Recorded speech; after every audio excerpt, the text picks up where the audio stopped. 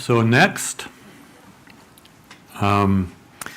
Quaderer is going to share with us, I just like listening to his insights on life.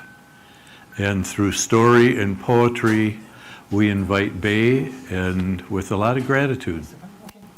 So,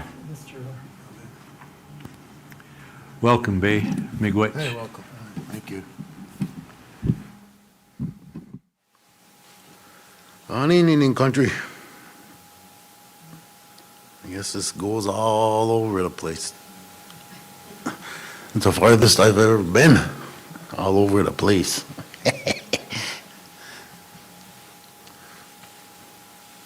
I'm a Quaderer Ojibwe Army veteran, wildland firefighter veteran. Came a long way to get to where I'm at now. I've been writing, I started writing in the VA hospital in 2015. I didn't sleep for about a couple of years, and maybe 4 hours a week. My mind was cracked. But that's another, well, when I was able to speak again and to communicate, I was surrounded by my peers, my comrades, Vietnam veterans, all the way to the current conflicts that we have. And I brought my poggin along. That's the only thing I brought along with me. I didn't know whether I was going to die at that point or live. It wasn't up to me. Those spirits were already taking me,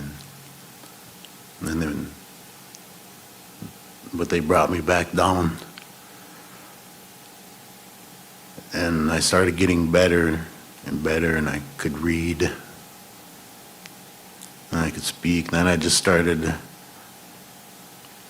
writing the things that I had felt inside, being there at that place of healing with people that understand what that type of pain is, that suffering.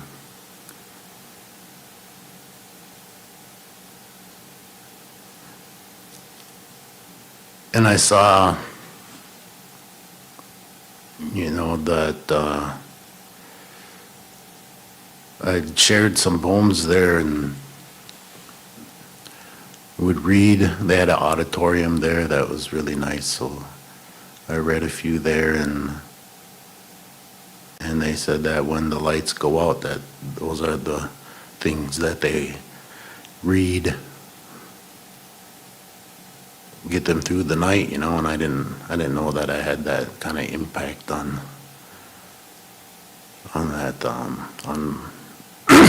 the human condition.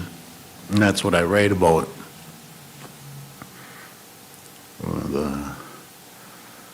The parities, the oddities, the imagination is powerful. And it's through writing and sharing my things with the world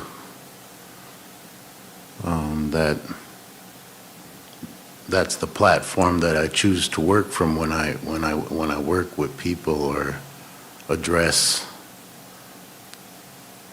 a community or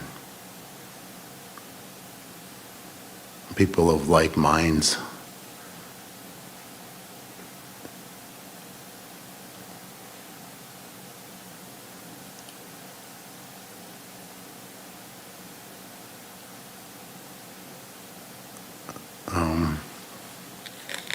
So I'm going to share a few of the things that I always like to start out with 1,000 miles. Because every time that I have failed, I always got back up, and just something better will come, if you just keep getting up,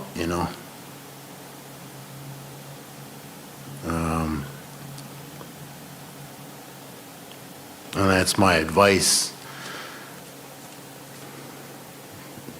That's what I've learned. I've always been a fighter, I even fight spirits in my dreams. I mean, raising Cain, and, I'm not afraid. I've been dead a few times already, but I always come back to this existence. So I have to try to understand things through a creative mind and wonder, what's next? What is the next chapter? What is the next beautiful thing that will come into my life to help me, so I can help you. 1,000 miles. And I am 1,000 miles more. Just didn't know it till I got there. Arrived heavy in my arms. My beloved was weighed down. Sign said 1,000 miles more. Next exit, last chance, etc. Neon signs offering refuge. A place to pull in while the tank is empty. A place of chance during the long night, the longest night. Somewhere to roll the dice or drive on. And everything has its limits, so I'm told. Yet thirst can drive a thirsty man to it. His limits. His knees, even with hunger begging, thought to be insane, only wishing to dine at another table altogether. He sees things out there with the savor of appeal, but he knows he's just seeing things. Fresh paint, green grass, the wind upon his face, cool water. Just another man's mind raised with deprivation, deprived of his 1,000 miles more. Something beyond the limits they all seem to proffer altogether. 1,000 miles. Not coming this far just to come this far, to become another man rambling on about 1,000 miles. I am 1,000 miles more. July 2024. That's got a lot of meaning for me, because I went the distance, and I'm always prepared to go the distance, no matter what faces me or the people that I help, that I'll always take them that far to show them that you can do it too, And some of these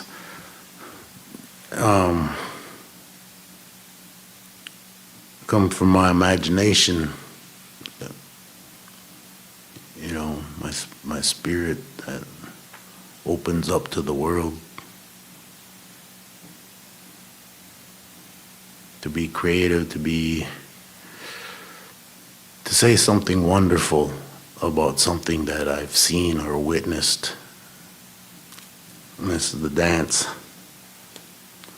I'm not sure what spells of the universe draws me from my bed in listless slumbers. What sounds are hers that beckon me to wait upon these shores? Rhythmic and lapping waves initiate the beginning of our elemental dance underneath the moon and stars. She glides in and out of my awareness as if she were the very mist herself, secreting our fray, knowing the dawn will eventually come. The earth, water, wind, and fire are the instruments of these deep dreams and the surreal, great beauty in silent motion. For she will be gone to me again before the first rays of light splits open those skies, pulling me from a dream within a dream. A loon solemn cries out from the waning darkness as I awaken, announcing her departure back into those night skies just before the precipice of the dawn. And I truly believe he weeps for me, knowing she has gone, knowing what is left when the dance is done. Or maybe we both weep loudly for each other, knowing we must always return to these magical waters, never to dance alone.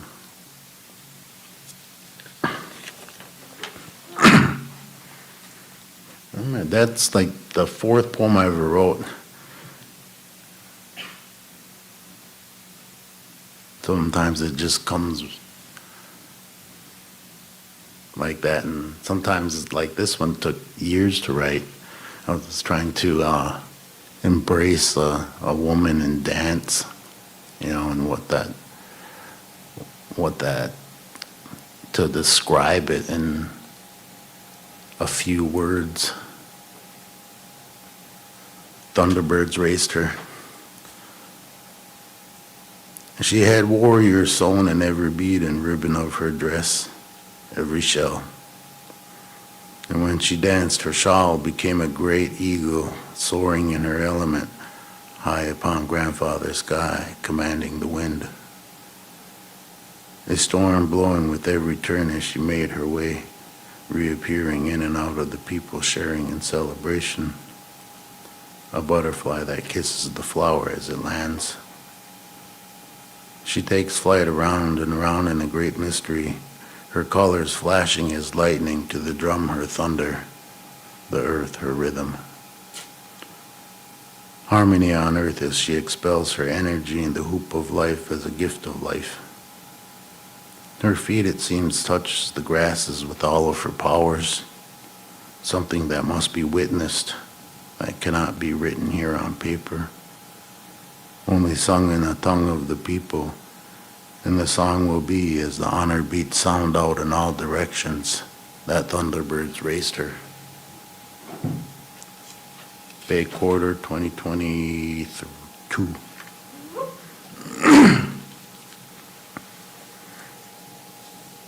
How are we doing on time? 12? All right. We'll just push on through. This is December 9th, 2016, when we got back from Standing Rock, a group of veterans, LCO AMVETS post 1998. Suzanne Mills was president, Navy veteran, myself, my father, and a few other vets from here.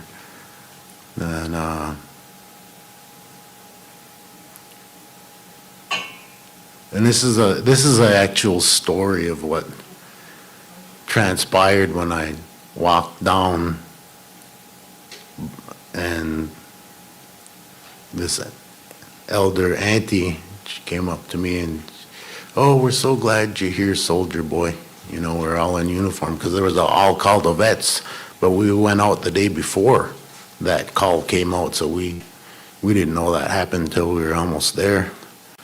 But that was a beautiful sight to see all those veterans coming down, and to protect those people. Because that was our oath, foreign and domestic, to protect the people that in the atrocities, the abuse, the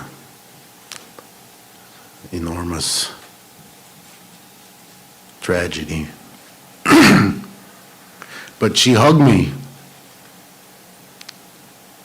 and I was emotional, and I was almost crying, I'm glad you're here, and I told her, I said, I'm sorry I'm late, My child, this is grandmother and soldier boy. My child, we have clung to the river, women, children, protectors, waiting for you to come, soldier boy. The black snake cavalry is before us, spraying its venom and fiery breath. One by one we have fallen, only to rise again, and as the sun in great power. Its ceaseless writhing and fury, feared and fled as the soldier boys came into camp, riding upon the winter's painted war pony, donned with eagle feathers and eagle staffs.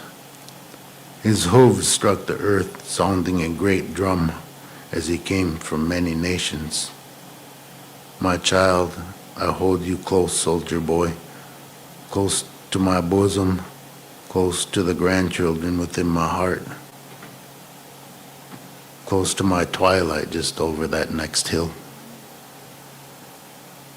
Let my spirit remain forever in this embrace. Let the river lead you to our victory, said grandmother Standing Rock to soldier boy. December 9th, 2016.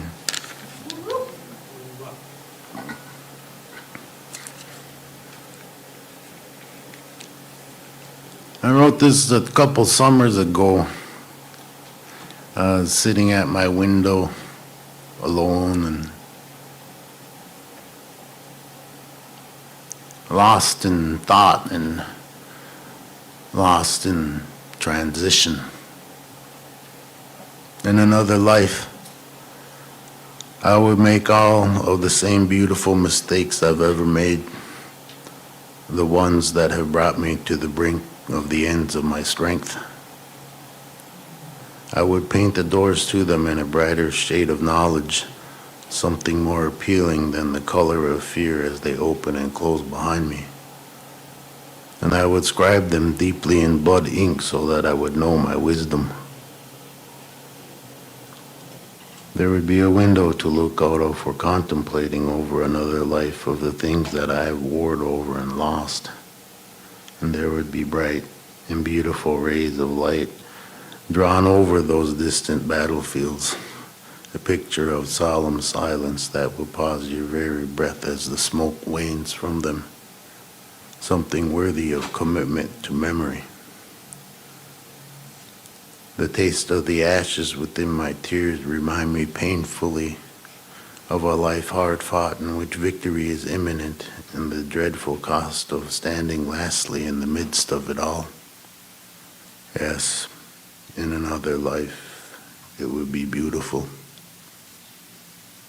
Bay 2022.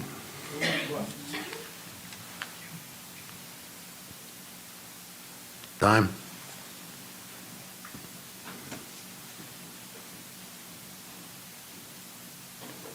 Give to me any freedom, any day to love freely without the ritualistic dances of condition, without the consequences of catastrophe by invitation only. Give to me the unconditionality of night and day, and I will show you that I am the sky.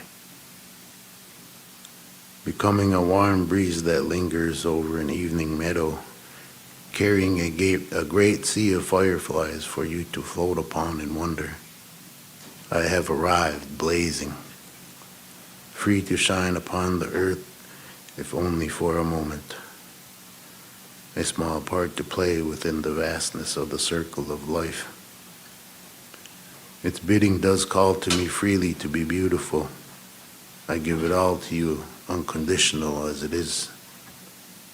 The fragility of a whisper and it is gone. Dawn arrives and answers with the songs of many birds that sing the sun to rise, giving to the world another day in the game of chance. And should it pass by you again, may tomorrow be promised to you. I am the sky.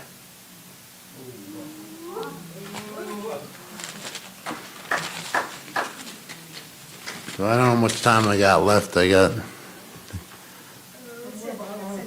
all right. Well, thank you for listening and